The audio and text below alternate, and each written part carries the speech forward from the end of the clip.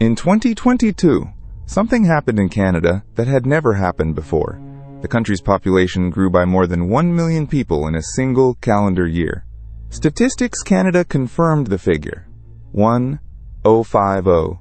110 new residents added between January and December, pushing the total past 39 million. It was a growth rate of 2.7%, the fastest since 1957, back when post-war baby boom families and European refugees reshaped the nation. But 2022 was different. This surge was driven almost entirely by immigration, not birth. Roughly 96% of the increase came from people arriving from abroad. To grasp the scale, imagine adding a city larger than Calgary in 12 months. Every province felt it. Ontario absorbed the largest share, but Alberta, British Columbia, and Atlantic Canada all recorded historic gains. The engine behind these numbers was Justin Trudeau's government, which had committed to some of the most ambitious immigration targets in the developed world. Where other wealthy nations debated tightening borders, Canada leaned in. Officials framed the growth as strength: a younger workforce, more taxpayers, more consumers, a hedge against an aging population and falling birth rates. Ministers spoke of nation building, of Canada as a model for managed migration. And for a time, the public agreed. Canada had long prided itself on a pro-immigration consensus that crossed party lines, a rare stability in a polarized age. Polls consistently showed Canadians more welcoming than Americans or Europeans. The million-person milestone was announced with something close to celebration. Yet beneath the headline figure lay a set of assumptions rarely examined out loud. Assumptions about housing that could be built fast enough, about hospitals that could hire enough doctors, about schools, transit, and rental markets that could stretch to absorb a city's worth of newcomers every year, then do it again. The government's forecasts treated capacity as a solved problem. The numbers kept climbing. And as 2023 approached, planners inside Ottawa prepared to push even higher, setting targets that would have seemed impossible a decade earlier. To understand how 1 million became the new normal, we have to return to the plan drafted in the shadow of the pandemic, when the logic behind the ambition was written down.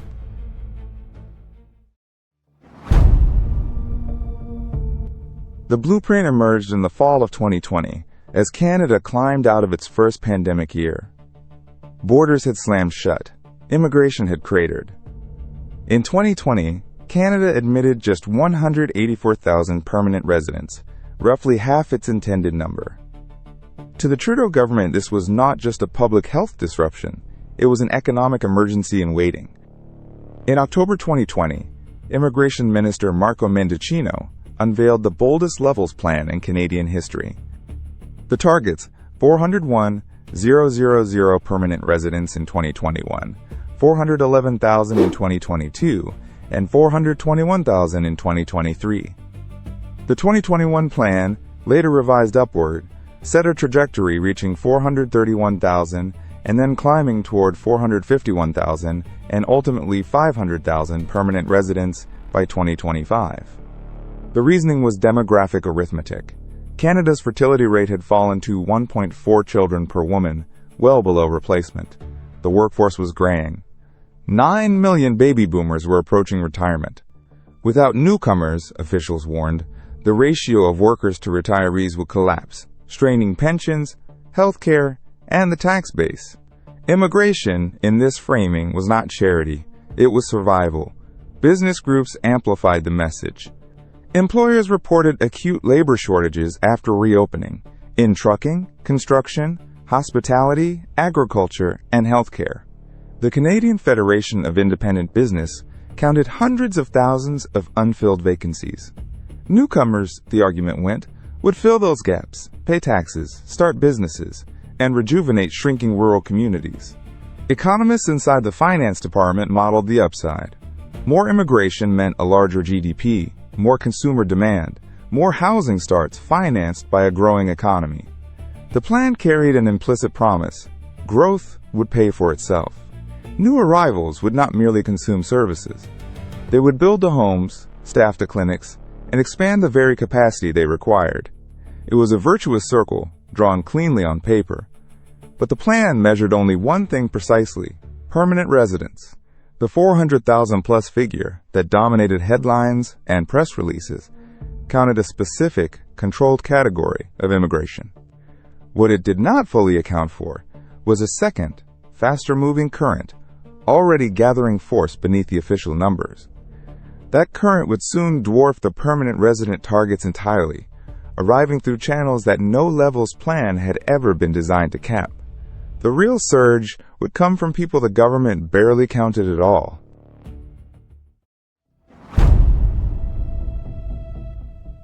The permanent resident targets were the number everyone watched.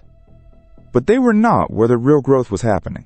Beneath the official levels plan flowed a second stream, larger and faster, and almost entirely unmanaged: temporary residents. These were international students and temporary foreign workers, people admitted on time-limited permits outside the carefully capped permanent immigration system, and their numbers exploded. By 2023, Canada hosted roughly 2.5 million temporary residents, a figure that had nearly doubled in just 2 years.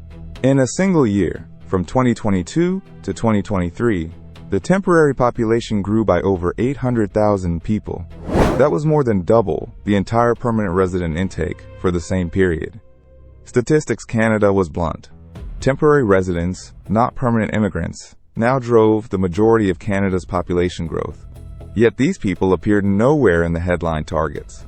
The Levels Plan set precise ceilings for permanent residents.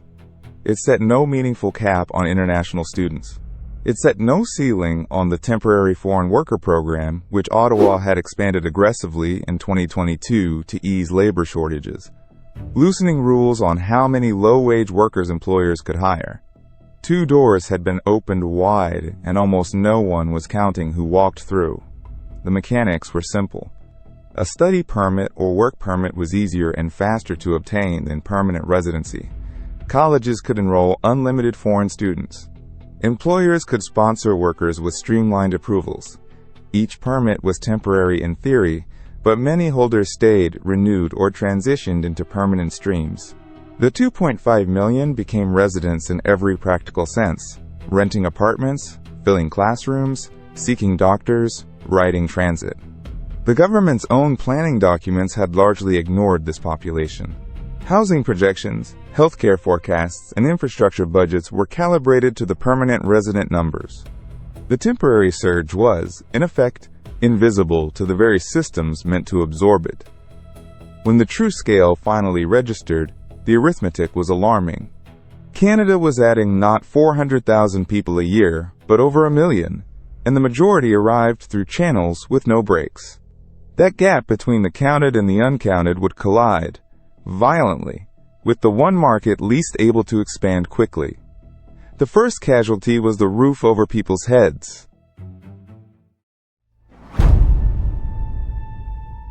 Housing was where the numbers became visceral. You cannot conjure an apartment overnight. You cannot pour a foundation, frame walls, and hand over keys at the speed a permit is stamped at an airport. And Canada was adding the population of a mid-sized city every year, while building nowhere near enough homes to shelter them. The Canada Mortgage and Housing Corporation laid out the shortfall starkly.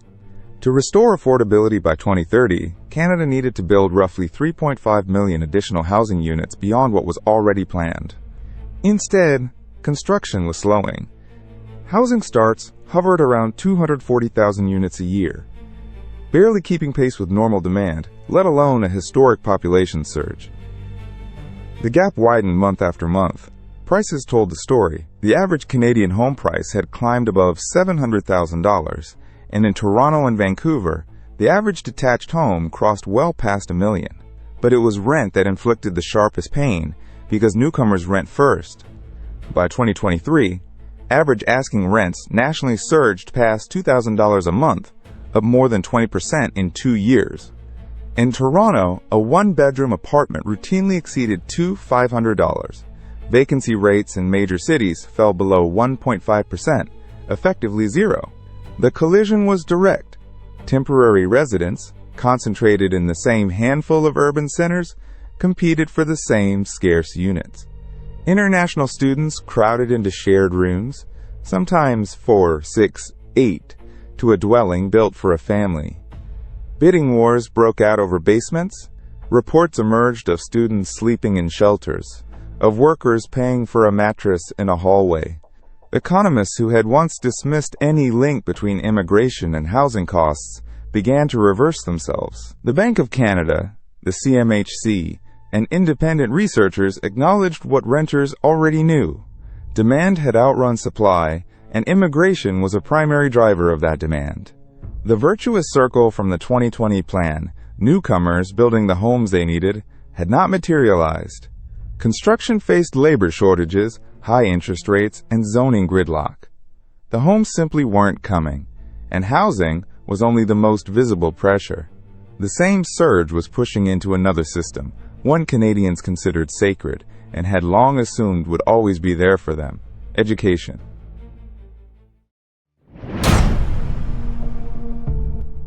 By 2023, Canada hosted more than 1 million international students, a fourfold increase in roughly a decade.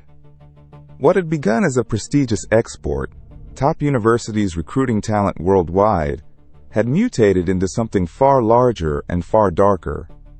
It had become an immigration pipeline, dressed as education, and the machinery driving it was a network of institutions critics bluntly called diploma mills. The mechanics were seductive. A study permit was a gateway. Foreign students could work while studying, then apply for a post-graduation work permit, then pursue permanent residency. For hundreds of thousands, the diploma was almost incidental. The real product was a foothold in Canada, and a cottage industry rose to sell it. Private career colleges, especially across Ontario, multiplied rapidly.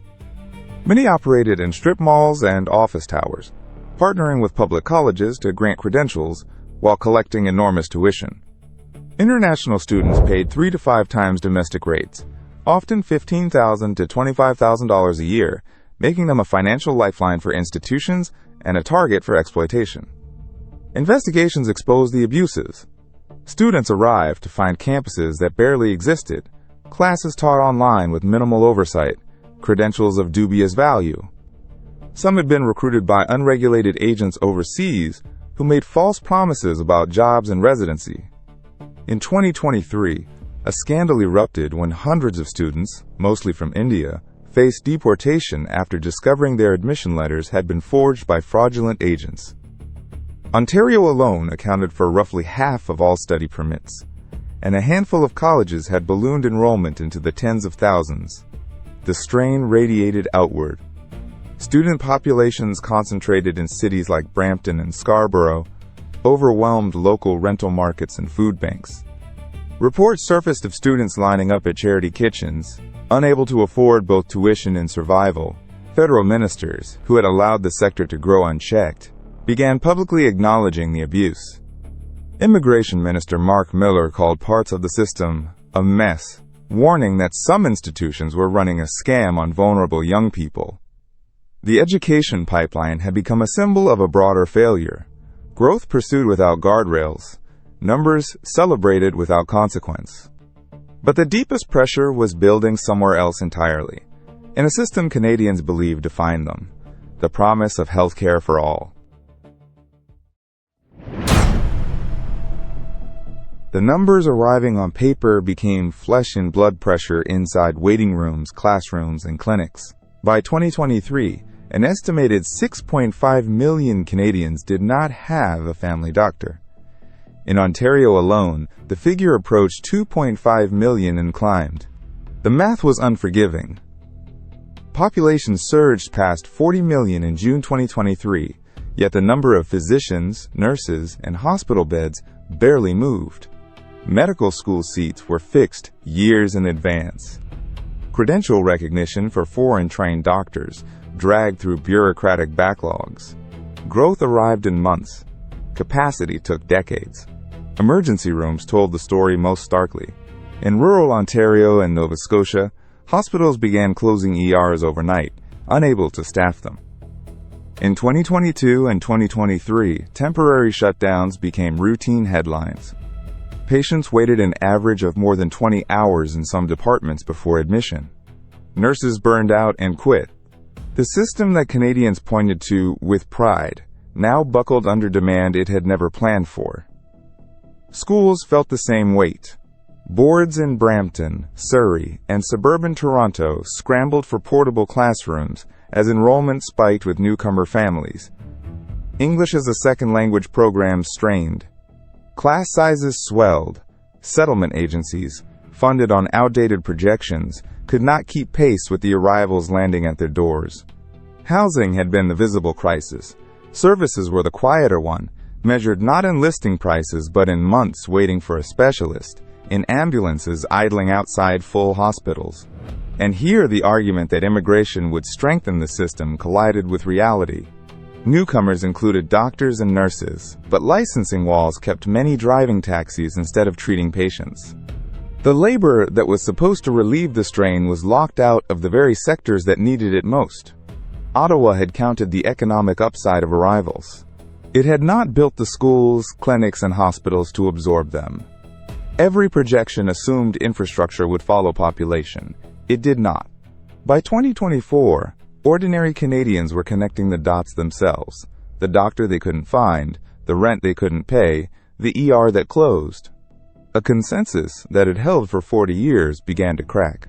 The question was no longer whether immigration helped the economy, it was whether the country could still cope.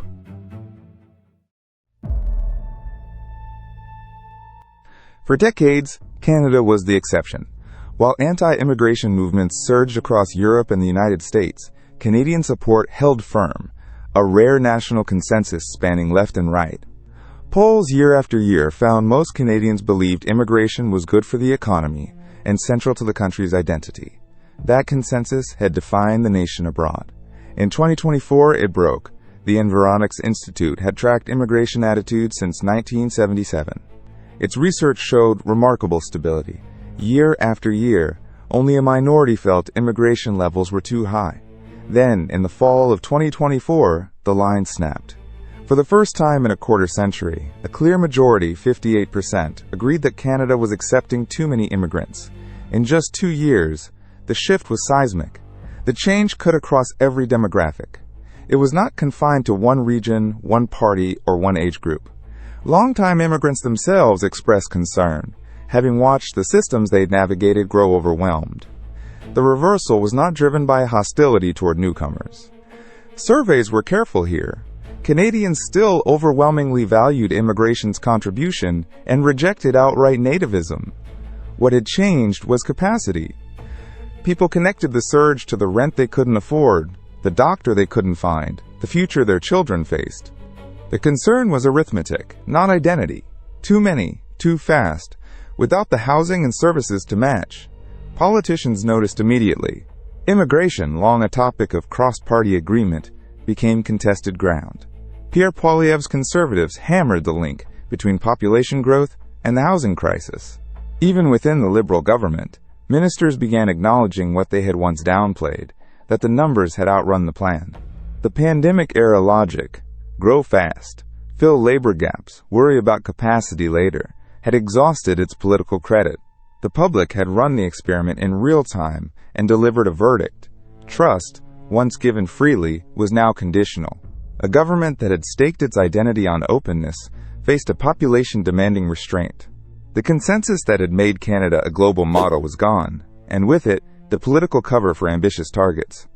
Ottawa now faced a choice it had avoided for 3 years. The retreat was coming, and it would be historic.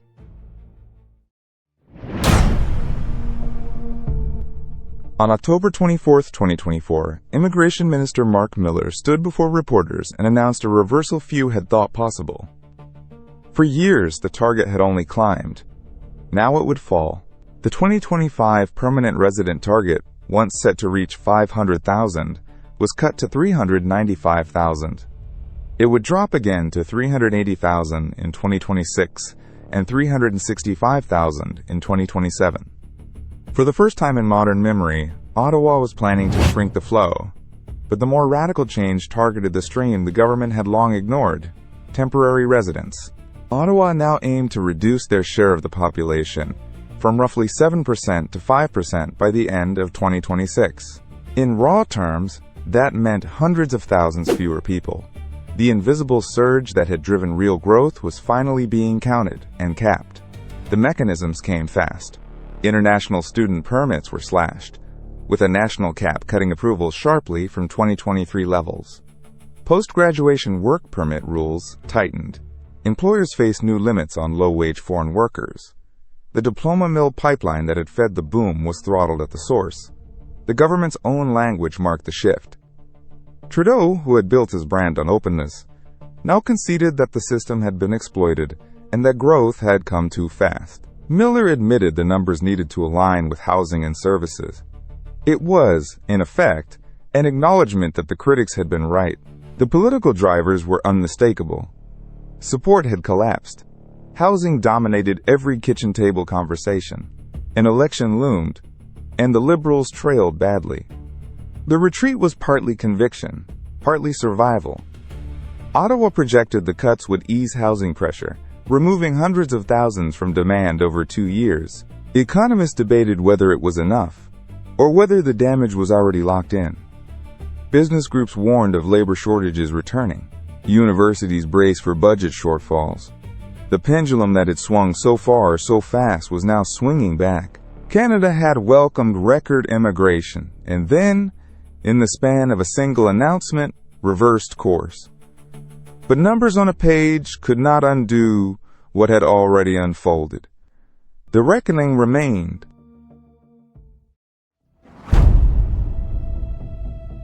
The targets were cut, the caps were set, but the questions the surge exposed could not be legislated away. Canada now faced a reckoning that ran deeper than any single level's plan. The first question was capacity.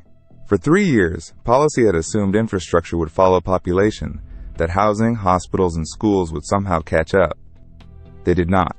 The gap between arrivals and construction had widened into a chasm. Even with reduced targets, the country needed millions of new homes. It was not building fast enough. Cutting immigration slowed the demand. It did not build the supply. The second question was trust. A consensus 40 years in the making had shattered in 24 months. Canadians had believed their government could manage growth responsibly. When rents doubled and doctors vanished, that faith eroded. Rebuilding it would take more than a policy reversal. It would require proof that Ottawa could count, plan, and deliver at the same time. The third question was identity. Canada had long defined itself by openness, a nation that welcomed the world as a matter of principle. The backlash was not a rejection of that identity. Surveys made clear Canadians still valued immigrants. But it was a warning that even the most welcoming country has limits when housing and services fail.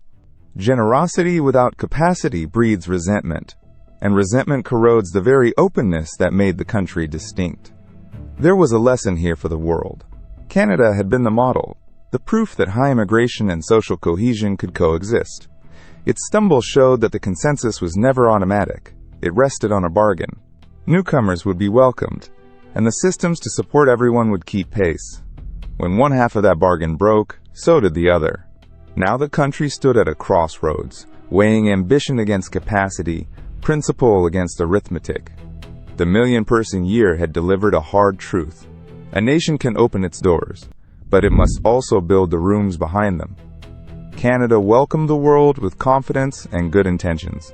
But the housing, the hospitals, the plan, none of it kept up. Growth outran the country that welcomed it.